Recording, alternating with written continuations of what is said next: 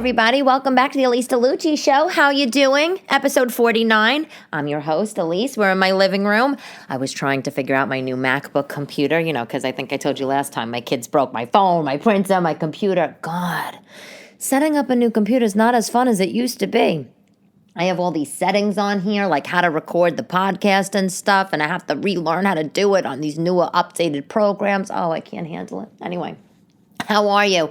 How was your weekend? Hopefully it was good. I feel like I'm dying for it to be a little bit warmer. How about you?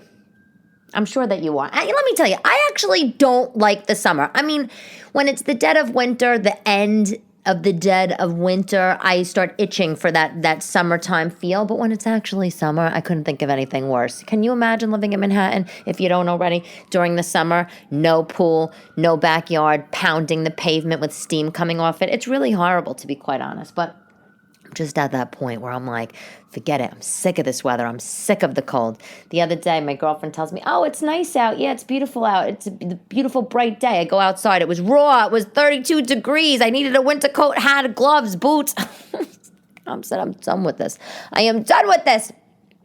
Fact of the day, Venus has powerful winds, super powerful winds. Venus, the planet Venus, it's a hellish planet. It has ridiculously high temperatures. It has ridiculously high pressures, and there's insane winds that flow across Venus. Basically, the winds on Venus, they flow 50 times faster than the planet's rotation.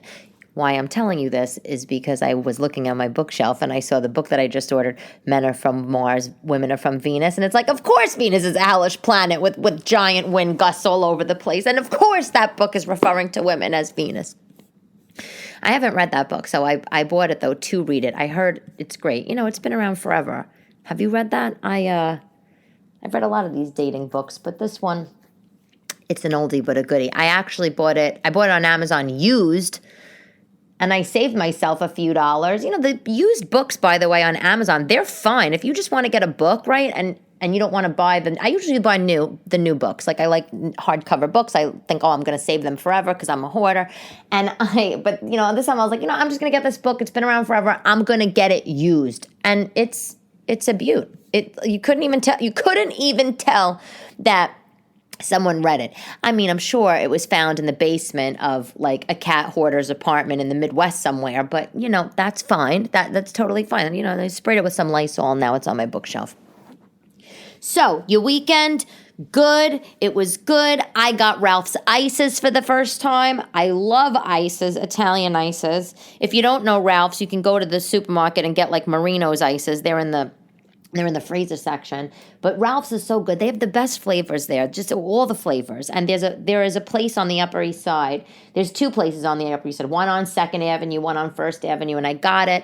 And of course, I got the most disgusting, because something has been, because it's right, it's like supply and demand. It's been closed for the last God knows how long. So finally, they opened back up. Hallelujah.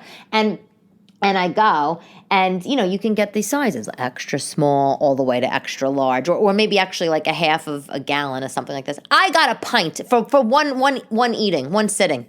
I don't care. I honestly, I don't care. The calories actually weren't nearly terrible. They weren't terrible. They weren't nearly as bad as that dessert coffee I was drinking from Starbucks, but I got lemon mixed with spumoni, mixed with jelly ring. Jelly ring is chocolate with pieces of jelly ring. That kosher candy jelly ring. It's not for everybody, but I love it. So that's what I got, and then I sat and I ate the whole thing in one sitting. I wasn't going to take it home. I wasn't going to let that take up room in my freezer. Why not? You only live once. I was so happy that they opened. And if you don't know Ralph's Ices, you gotta go. You gotta go. But you probably know them. Anyway, Richie Tinkin, the owner of the club, the comic strip, he passed away last week. So sad, such sad news. He was sick for a long time. I don't know with what, but he was a great guy. He was I don't know. Have you been to the comic strip? When we say, have you been to the comic strip? It's a comedy club, small club on 2nd Avenue and maybe like 82nd Street, 83rd Street. It's famous. It's been open forever. It's been open for 30 years, and they have, and it's fun because they have comics, obviously, and, regular shows, 8 p.m. shows, 10 p.m., and then they have late night shows. I was a regular late night comic at the strip, and, the club has been closed, obviously, for the past year. And Richie was the owner, and he was just wonderful. He was a wonderful guy. He's owned the club all these years, and he lived out in New Jersey with his wife, and he used to come, late in his late 70s, he used to come to the club every night. Every night he drove in from New Jersey, like clockwork, rolled into the club maybe 9:30 at night. And he would just hang out with the comics and, talk to all of us. And he would go in his office and he would invite one of us at a time in his office and just to sit down, all completely, nothing disgusting, just to talk about the business. And the guy's such an interesting guy. He discovered Eddie Murphy. As we get older, sometimes we tell the same stories over and over again, but he discovered Eddie Murphy, and he always would call me into his office and he would say, "Oh, I discovered Eddie Murphy, and he used to come here all the time, and he was always practicing for his specials here." And on the Eddie Murphy stand-up, which if you haven't seen it, Delirious, you gotta watch it. Delirious is and it's great. It's Eddie Murphy, just when he started his career, and Richie Tinkin shopped for this red leather suit that Eddie Murphy wore for the special. And he would tell me that story over and over again. Not only me, he told everybody that story. Everybody that went into his office heard the same story, how he discovered Eddie Murphy and he shopped for the suit. And, it's just like a slice of history that you couldn't get anywhere else. And, it's so funny because as a comic, when you're in those situations, like it's not a situation, when you're having those conversations, like, this is just like hearing about, if you're working at a corporate job, you work in an office, for example, and you hear, and say you work for a tech company, and you hear, oh, Google's doing X, Y, and Z. You don't think that it's like the Google, like the Google that everybody uses everywhere in every part of the world, Google. Like, you're just like, oh, Google, the other tech company that's similar to ours. That's like what it's like when you're a comic and you hear some people talk about these mega celebs. Like, so, there I am, lowly little comic at the Strip, having a good time, hanging out with people. And then, you go into this guy's office and he's talking to you, the owner, and he's talking to you about his experiences with mega celeb Eddie Murphy. And you kind of forget that you're talking about like the Eddie Murphy, you know what I'm saying? Anyway, it was, he was just great. I auditioned for the club a few years ago, and and then let me tell you what this audition was like. You want to hear what this is like? Let me tell you. As a mother of 2 kids, this is exactly what I should be doing. The audition for the club was you showed up at the club one afternoon during the week, maybe like 2:00 on a weekday. You show up at the club and they give you a number, and they give you a date, a number and a date. So you wait online. Let me say this: you show up at the club at 2:00. You wait online. I wait on a giant line, like 300 people deep, wrapping around the blocks, corners, whatever. And they give you you get a number. And that's your number on the line. And when they call your number, you get there and they give you a date, and that date is to come back to audition for the club. And when you audition for a club, it's basically, they call it you pass. You're going to be passed at the club. And if you're passed at the club, that means you could get put on shows, and you perform there. They're validating that you're funny and people want to see you and they think you have something, whatever. So I was on this line and, I got the number. And, of course, I'm getting texts from my babysitter like, when are you coming home? Bring home nuggets. And I'm thinking to myself, I'm sitting actually on the sidewalk at 2nd Avenue. I have a lot of more important things to do. Priorities, right, people? So anyway, I got my date for the club, and it was months out. It was like 5 months from the lineup time, But I put it on my calendar, put it in a million places so I would never forget it. And, the audition was I had to go to the club on this date during their late night show. So it was like maybe, I don't know, 10:30 at night, 11 o'clock at night. And I had to perform 5 minutes of stand-up for Richie, the owner. And I did it. And after he met with, and there was other people auditioning that night too. And after he met with each person that was auditioning, maybe there was a few of us per night. And he says what he thought about your comedy. And at the time, he had said to me, he passed me. He said, listen, how long have you been doing it? I told him. He said, what's your background? I told him. And I told him, I'm a mother, and, blah, blah. And he just said, all right. He said, listen, I like you. There's something special about you. I don't know what it is. I just want to hear you talk. He said, and just don't forget that I'm the one that discovered you. And, I walked out of there like on cloud 9. I don't even know what the hell that meant. For all I know, they could have just wanted more girl comics in the club, and that's why he passed me. But you know what? It was wonderful. And I'm so sad to hear that he died. And, and he died, and, during this time, like, his club didn't even get to open back up, and he didn't get to go and have a last few hurrahs, driving in from Jersey and seeing all the comics and seeing everybody on stage. And I know he was sick for a long time. Like I said, I don't know with what, but that probably killed him even more so than the having the club closed, right? Anyway, I'm sad about that, and I don't know what's going to happen to the Strip now. I'm just going to assume they're going to reopen also on April 2nd, because New York City said the clubs can open on April 2nd, and things will go back to some version of normal. Maybe his son will take over. I don't really know. But yes, April 2nd, the comedy clubs open back up. This is huge news for people like me, my God, and you, my God. You get to go out and see live entertainment again. Only at 33%. 33% the clubs are allowed to open. And some clubs might feel, I don't think anybody actually is going to opt to stay closed, but some clubs might say, you know what? At 33%, we might have to stay closed because our operating costs are more than, than the revenues we could make, take in. But I don't think they're going to say that. I think everybody's very excited, clubs included. People want to go to comedy clubs. People want to laugh. People want to see live entertainment.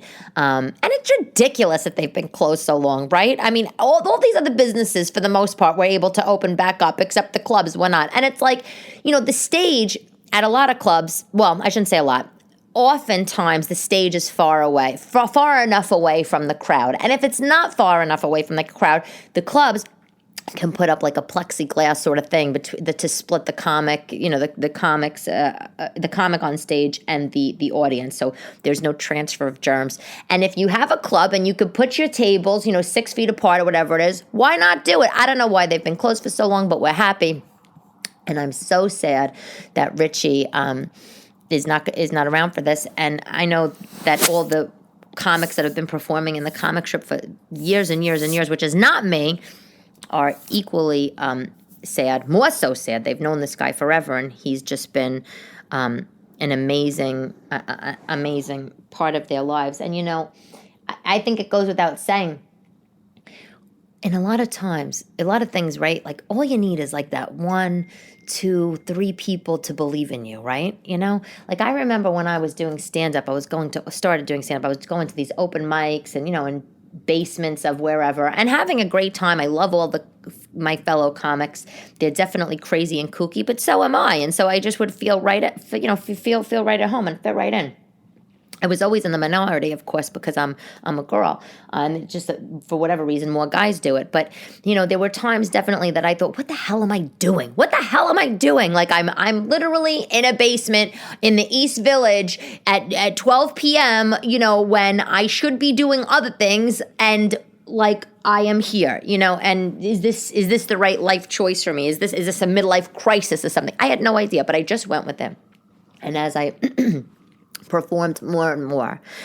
And I started getting little pieces of validation here and there. And not to say that my material was there yet, because that's always a work in progress. And I don't even know if it still is. We'll see. You could be the one to judge when you come see me. You could say, I like listening to her on the podcast. I like to talk to her on TikTok and Instagram. But in person, maybe I'll pass. But someone like Richie saying to somebody like me, who was a busy working mother with 2 small children and spending my time doing this, somebody like him saying to me, I think you really have something and I think you should stick with it, was just a beautiful thing for me to hear. Because let me tell you something, my family did not think what I was doing was beautiful. They still don't like it, to be honest. I think my mother tells me that me doing stand-up makes her uncomfortable. Why? Why does it make you so uncomfortable? But you know what? I'm a grown woman and I could do whatever I want to do. And,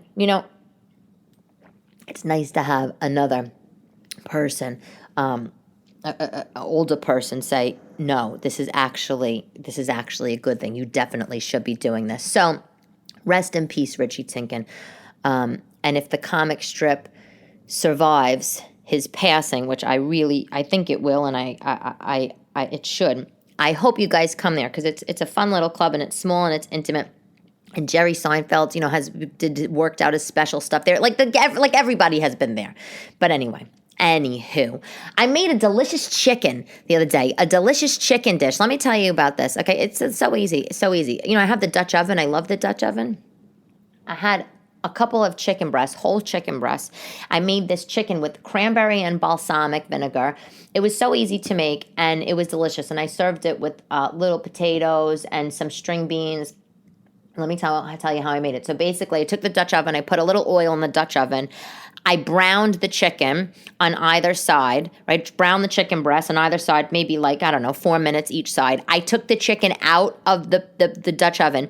I deglazed the Dutch oven with a little bit of chicken broth, maybe like a quarter of a cup or something. Then I put in a half a cup of onions, sliced them, cooked the onions for about maybe 10 minutes. And then I put in a half a cup of balsamic vinegar, 1 cup of chicken broth, and a can of whole cranberries, like ocean spray, like a can of cranberries. And then I put the chicken back in, mixed it all up together, brought the whole thing to a boil. Then I put the gas on medium low, and I cooked it for about an hour. And if it's and I had to stir it every 10 minutes, check on it. And if it was getting dry, I added just a little water. It was delicious. Basically, the chicken was braised. It fell apart. It was beautiful. It was like pulled chicken kind of thing, but with balsamic and cranberry. And if you want to be fancy, you could put a little chopped parsley or minced parsley on top when you're serving it. But it was yummy. I love cranberry and balsamic together. You could really get fancy with this if you have figs. You could put figs in it or dates. But I love it. I made it, and I totally recommend. I just made it up. I was in my pantry, looking at this can of cranberries, oh, I bought too many of these, because I have a problem, and they were on sale, at the supermarket. What am I going to do with it? And that's how the whole thing happened. Did you watch, speaking of Eddie Murphy, by the way, did you watch Coming to America too? Did you watch it? I loved it. First of all, it didn't get the best reviews. It's on Amazon. If you haven't watched the first one, by the way, you got to watch the first one. Hilarious, but 30 years old, 30-year-old movie. But they made Coming to America too. I did. Some people said it was terrible. I read some reviews I loved it. The whole movie, there's no spoilers here. The whole movie, it's just about being a blended family and having a family reunion sort of thing. Eddie Murphy, this is the gist of it. And again, I'm not spoiling anything for you, but Eddie Murphy finds out he has a son with some woman from when he went to Queens, in the first movie. And the whole movie is about that situation, becoming a blended family or not becoming a blended family. It's about cross-cultural, African culture and this New York culture coming together. I thought it was great. I love a good sequel. And, some people say things like, oh, it's better, some things are better left off where they end, leave things to the imagination. Not me. Why leave it that? I want to know what happened. When him and Lisa, when Eddie Murphy, Prince Akeem and Lisa, when they got married in Coming to America, the first one, I wanted to see what happened. And please, and I literally was so happy that this was made. I mean, people will say, "Oh, it's better left where." Not me. I'm still stalking ex-boyfriends of yesteryear. Of course, I want to see sequels to movies. I don't care if they're that great. We'll talk about stalking in a second, by the way. The cast was so good. It paid homage to so many black, funny people that are just ridiculously talented. I feel like it brought back some careers for some of them. It was in the movie, Eddie Murphy, Arsenio Hall, Tracy Morgan, Salt and Pepper, Gladys Knight, James Earl Jones, Wesley Snipes, Leslie Jones. Oh my God. Speaking of, how funny is this, by the way? It's all coming together. It all comes together in the end, right? Leslie Jones. I love Leslie. Okay, let me tell you something. Leslie Jones, she is just hilarious. Leslie Jones is a stand-up comic. You might know her as a stand-up comic, or you might know her. She hosts Supermarket Sweep, which was my favorite show in the 90s. But I know Leslie Jones not from Supermarket Sweep, whatever. I know her from the comic strip. So as a comic at the comic strip, there's a big pro comics that drop by and they run their stuff where there's nights, where they're doing their thing. And so I would be there doing my late night comedy, waiting for my thing to go up, and Leslie Jones would show up. She would show up. She was working out her Netflix special, and she would go up on stage, do, 15 minutes, I don't know, 10, 15, maybe 20 minutes, and literally hilarious, brought down the house, even if there was only 15 people in the crowd. Because, as obviously sometimes, during the week, if it's a weeknight, not everybody's out at the clubs, so there wouldn't always be tons of people there, and the comic strip is a small room, but she's just hilarious. If you haven't seen her special, you need to see it. I love her. She has this one bit about Tevin Campbell. Do you know that song? What is Can We Talk? Remember that song? I'm not going to sing it because I'll break your speakers. But she has this bit about how she got invited to this party when she was younger, and she's seen all the celebs, LL Cool J and Tevin Campbell, and how all the black people are loving Tevin Campbell, and then she starts singing the song "Can We Talk," and then she talks about the white people's reaction. It's just so funny. She's so funny. She's a powerhouse on SNL. You might know her from SNL. She's a huge girl, 6 foot, gorgeous. I love her. She practices her comedy like an animal. I just am such a fan. I actually feel that she stole the show on Coming to America too. I hope that this opens even more doors for her. I just, honestly, me and my boyfriend were watching this movie the whole time. We were just dying. She plays the mother of Prince Akeem's son, the mother from Queens. Out of everybody, as much as I love Gladys Knight and Salt and Pepper and Wesley Snipes, out of everybody in the movie, Leslie Jones did it for me. Bravo. Love you, boo. Love you. And I hope I see you at the strip one of these days, whenever anything opens back up. So, yay! I totally recommend Coming to America too. It's a great movie. You should check it. Stalking exes. Okay, so I don't know, you know what? How do we get to this? How do we get to this thing?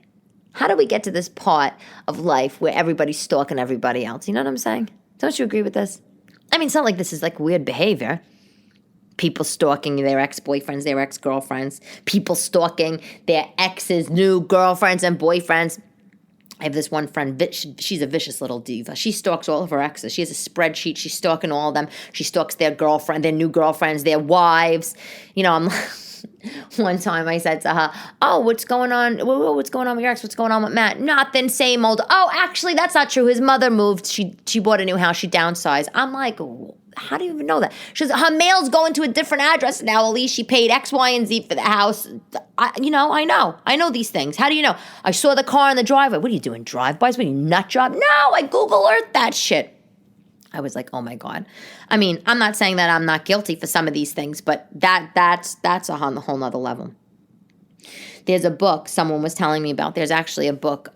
It's by this woman, Dr. Susanna Flores. It's called How Facebook Affects Our Emotions, Relationships, and Our Lives. And in the book, I don't have the book, just a friend was telling me. She's like, "Oh, you should talk about this on your podcast." And I'm like, really? I don't even know this book. But she said, Elyse, because we were talking about stalking. And she's like, Elyse, 70% of people, 70 of people stalk their exes on social media. She got this from the book. And I was like, how about that? But it's like, why do we do this to ourselves? I don't know. Look, like I said, do I sometimes check in on ex-boyfriends? Of course I do. I would be inhumane not to. But why are we doing this so much? Like, is it because we're not okay? Are people not okay with their current life? Are they insecure? Is it a narcissist thing? And it's like, why are we benchmarking ourselves against other people's current situation?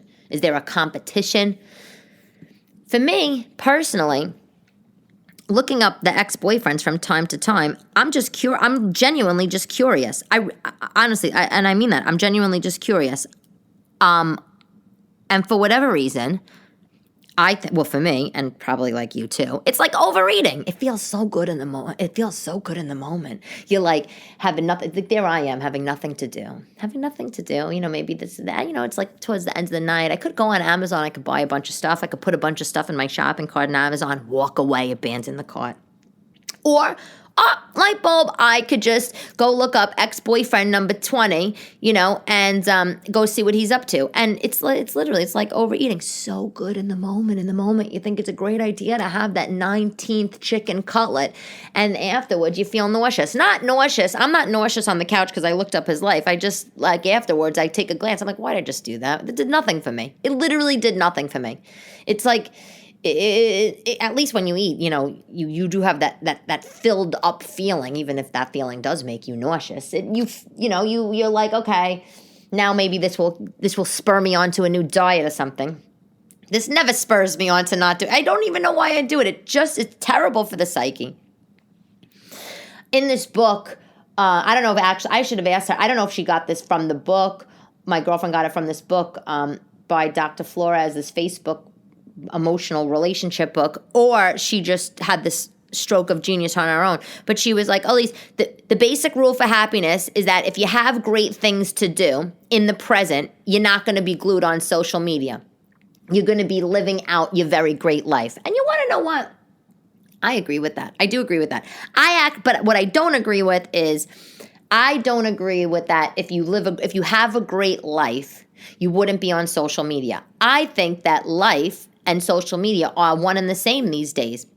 We have our friends, our outside real life friends, and then we have people that we interact with on social media.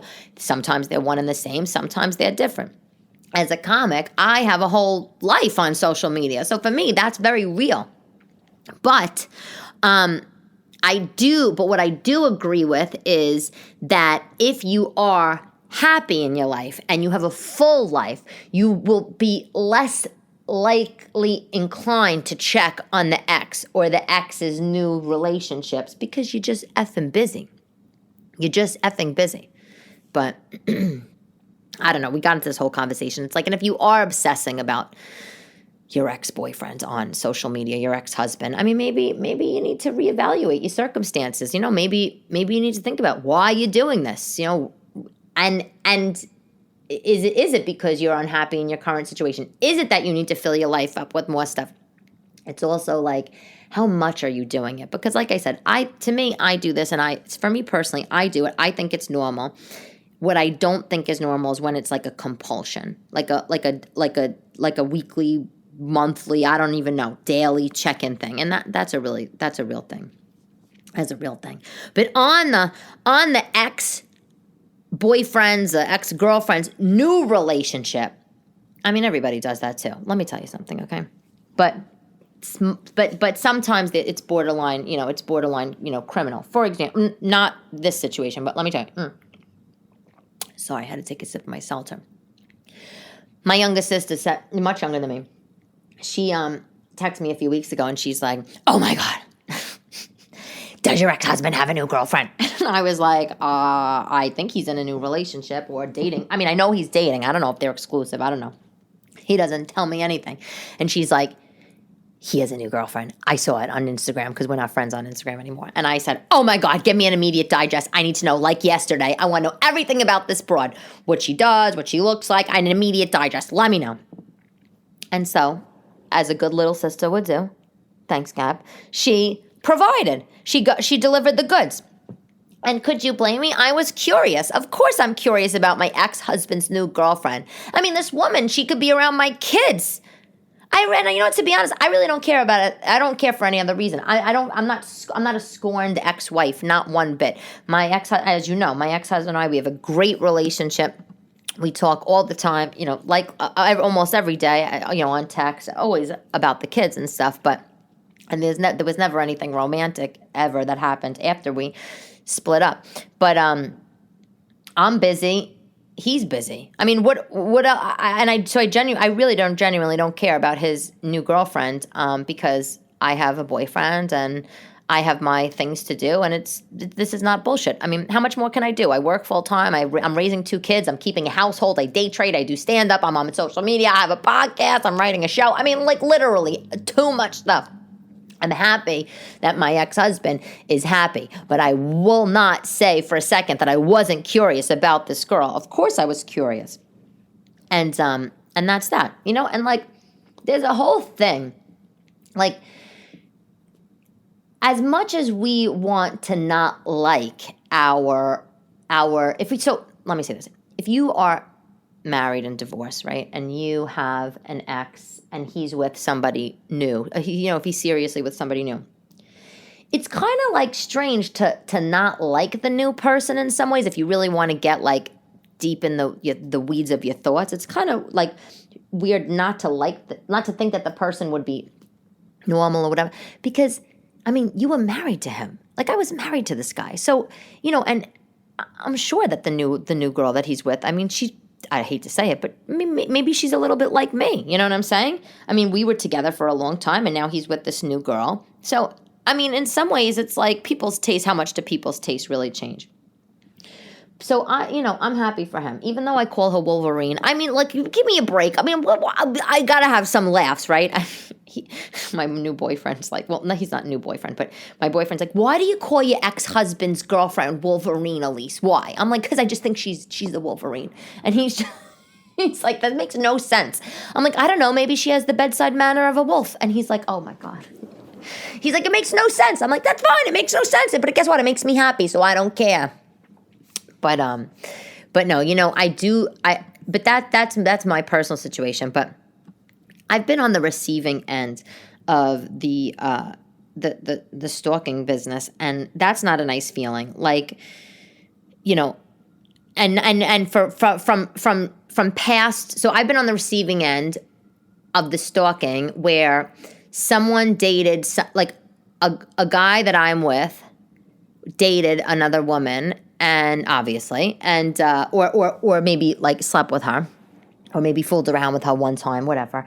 And then this girl, like we're talking about, is probably curious to who he's with, and then and starts the stalking process. Well, being on the receiving end is not comfortable. I think it's normal if I have an ex-boyfriend and I was with him for 1,000 years, or my ex-husband, for example, and his new girlfriend's checking it out, listening. That's fine. I think that's normal. Great. That's what, if you're curious, here you go. This is who I am. But it's weird. It's weird to me if you're not with the person for a long time. Like, let me tell you a little story. I can't tell you the time frame of this, but I feel that I have a little bit of the situation going on now with another performer. I mean, it's kind of besides the point, but like literally at one time, there's this person, I think, and maybe we dated somebody similar, and this person literally went crazy on me. I wouldn't be surprised. To be honest, I wouldn't be surprised if she's listening to this right now. But it's like, she couldn't even believe like that, the person that I was with, is, was with me. I mean, can you imagine? I mean, and this girl, we were face to face, and she's saying to me, she's like, oh my God, tell me everything. Like, is he your boyfriend? Is he this? What? I don't even understand this. Like, and don't you have kids? I'm just like, yeah, I do. I have 2 girls. And she's like, and don't you live in Staten Island? And I'm like, no, I live in Manhattan. I'm from Staten Island. And she's like, I was watching somebody's head pop off. I didn't even know what to do, to be honest. I think I tried to like calm her down, like, talk her off the ledge situation. But my God, it was nuts. And I just thought to myself, this bitch is definitely stalking me. Like, she's like 100%. I think I saw like shortly after that, I think that she was like following me on social media or something. Then I saw she blocked me. I'm just like, you know what? Like, what? Just exhausting. I mean, and I think if I remember correctly, she was telling me like things like about how much money she spends on things, and how, other people in our same group of performers, some performers, they don't have the same kind of resources that I have to spend X, Y, and Z on X, Y, and Z. And I'm just thinking to myself, you're such a lunatic. Go ahead, embarrass yourself. Because this is funny, because this is like stalking that happened digitally, and then and likely, virtually, digitally, whatever, and then was sort of manifesting itself like in person, or it happened in person and then the stalking came after. And it's like, and it's like, go, I'm just like, you just stand there and you're like, go ahead, embarrass yourself. Embarrass yourself. Say all these nut job things. You got no idea about me. Like literally, the girl had no idea. Talking about how much money she has to do certain things. And I'm thinking to myself, I am not even going to dignify anything with an answer. I'm not even going to respond. I mean, little does she know. I mean, I have a wonderful, 9-to-5 career that obviously seems to be pivoting into another sort of career. I live in a beautiful part of Manhattan. Beautiful, beautiful. I do have a hankering for things leafed in gold. I mean, but I'm not going to dignify her with those kind of responses or those kind of comments. I'm not going to dignify that maniacness. And, that's the thing I think where this stuff gets to be dangerous is like, whatever happens to us, where you run into somebody, and you realize that you both were with the same person, there was an overlap of whatever, or there's a stalk, and then that triggers a real stalking, or there's a stalking and then there's a run-in. I mean, it could get really nasty, and people that are inherently insecure and stuff, this is terrible. We kind of all live in, I think, this insecure society because everybody's looking at other people on social media, and a lot of people benchmark themselves. And she's had 30,000 kids, and why does she look like Barbie from Malibu? And why have I had 2 kids and I look like Elsie the cow? But it's like it just gets crazy. I don't know the answer to it. I don't know the answer to it. I don't know. I feel like though this trying to mitigate this is the best, trying to get it under control if you're doing it a lot, which is my friend, and but with the boyfriend, and I'm like, the fact that you're stalking the boyfriend, your ex-boyfriend, fine, you want to look, but the fact that knowing the mother, the car, how downsizing the house, I don't know, it's a little cray-cray, but that's that. Speaking of family, I have I don't know why I'm talking about TV a lot today, but I have, oh my gosh, the best thing that I've watched. If you are Italian, you need to watch this. I don't even think you've ever seen this before. You're going to die. So Martin Scorsese, obviously you and I, we're fans. He made a documentary in 1974 of his parents, and it's called Italian American. That's it. It's called Italian American. You can watch it. It's a 45-minute documentary. It's called Italian American. It's on YouTube. It's not on Netflix. It's not on Amazon. You can't find it.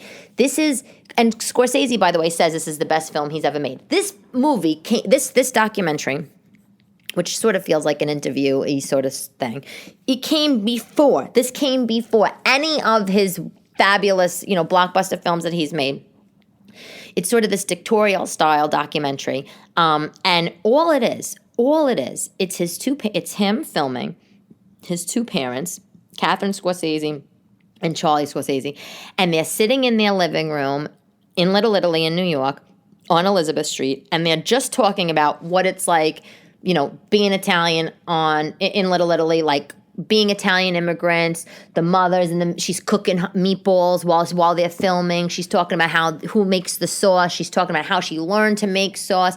She's talking about the whole, and the 2 parents. They're talking about their family. They're talking about religion. They're talking about their ancestors. They're talking about post-war life in Italy. They're talking about what the struggles were of being, Sicilian immigrants coming into the country, what they had to do to succeed. They talk about what New York is like. They're saying, Orchard Street, there was tons of push carts and people were selling fruit and vegetables.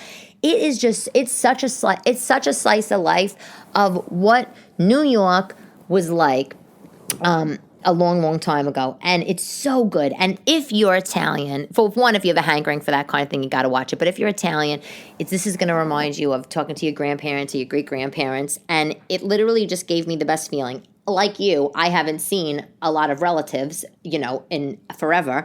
And, watching this thing on YouTube the other night just was such a feel-good thing.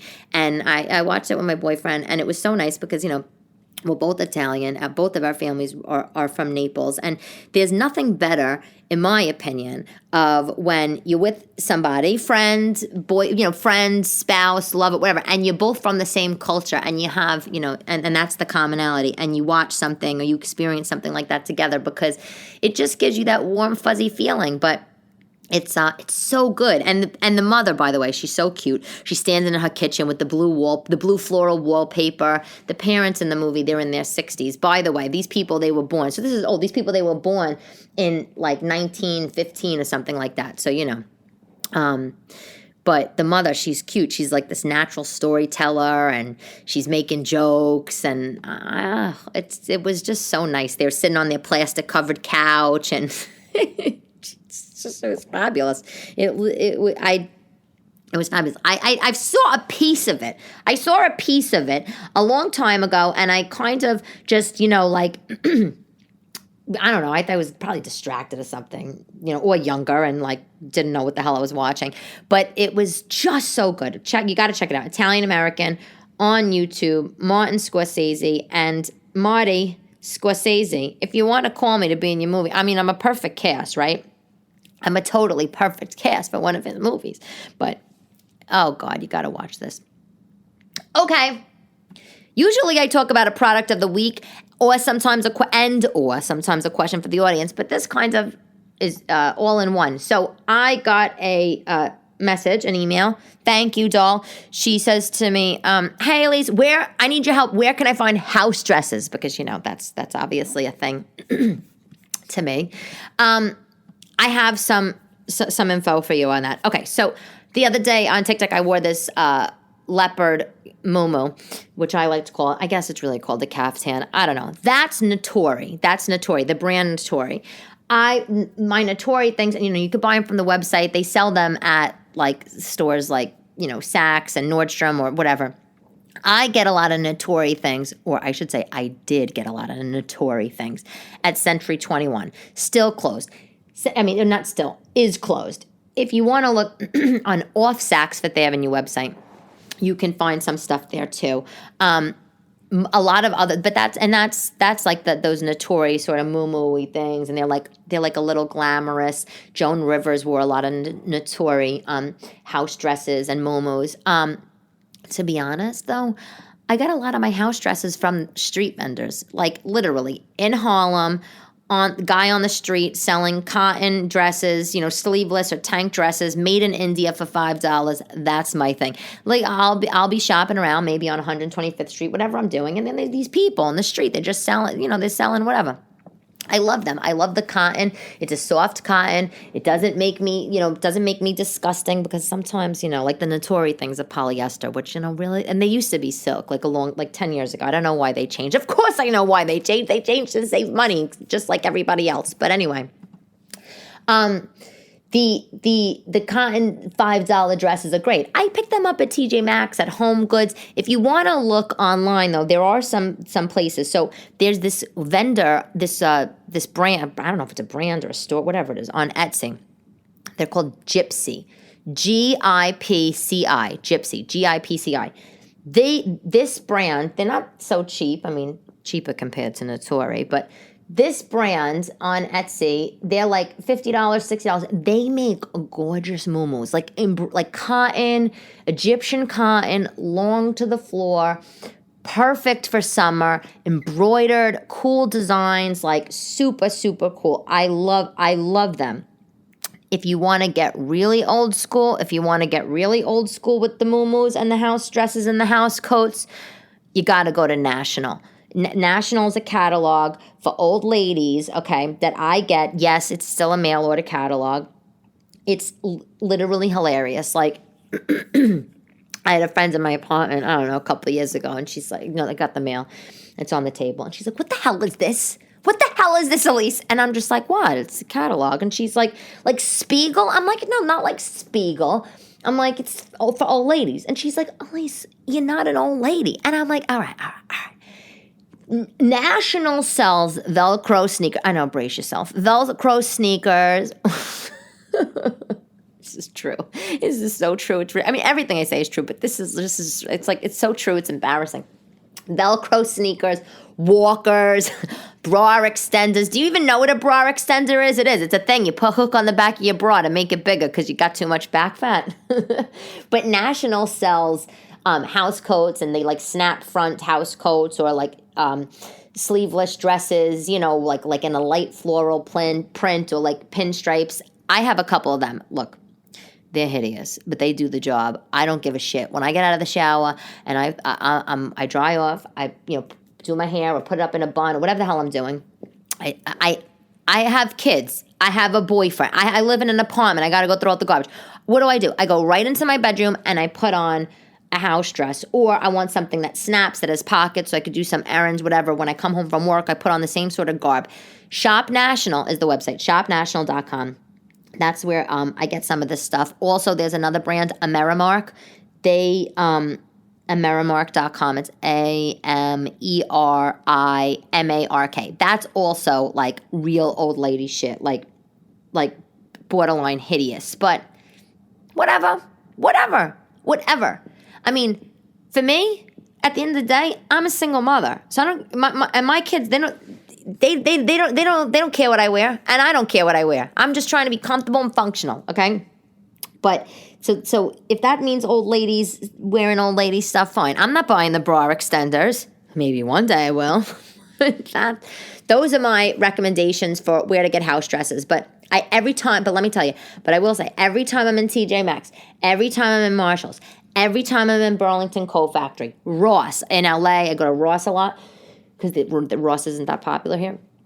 I check, I go, and I look. And if I see something long to the floor, or short, depending, with pockets, and it's billowy and it's cheap, the price is right, it's mine. If I'm doing a party and I want to be glamorous, I wear one of my Natoris. So that's what I got for you guys. That is what I got. I hope that helps your house dress quest.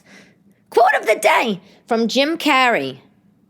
Behind every great man is a woman rolling her eyes. That's it for the Elyse DeLucci Show. Thank you, everybody, for listening. Thank you so much. Make sure you listen to our next episode, which is episode 50. I feel like we should have a party, but, of course I'm not. There's no one to have a party with.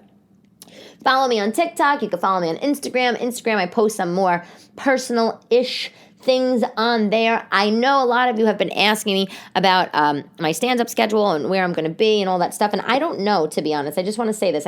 I'll say it on, I think, the next episode as well. I don't know where I'm going to be doing stand-up. All the clubs right now, they're getting all their ducks in a row. They're getting everything together, making schedules, maybe this week, maybe next week, and so it is TBD. But when I know, you will know, and I am so excited for that day to happen, and I can meet you guys in person, and we could do the whole do. I love it. Thank you for listening. Talk soon.